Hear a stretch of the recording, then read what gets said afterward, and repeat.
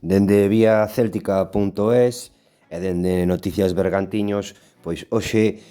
amosamos estas imaxes desta cruz que romperon un acto vandálico que foi durante as festas de Micaela en Buño, xa fai anos, e segue sen repararse. Hai que ter en conta que a cruz forma parte do patrimonio cultural e social de Galicia, é un legado, un patrimonio que ten que preservar o Concello de Malpica. Tamén este cruceiro en Niñóns, que tamén apareceu roto, probablemente outro acto vandálico, e o Concello de Ponteceso ten que facerse cargo e reparar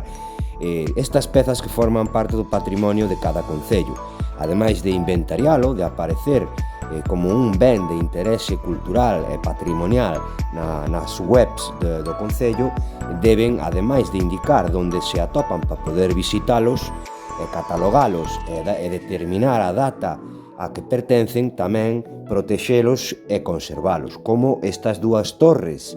as torres medievales de Tallo, que caeron e están entre as silvas tiradas, e o único que queda é unha vivenda privada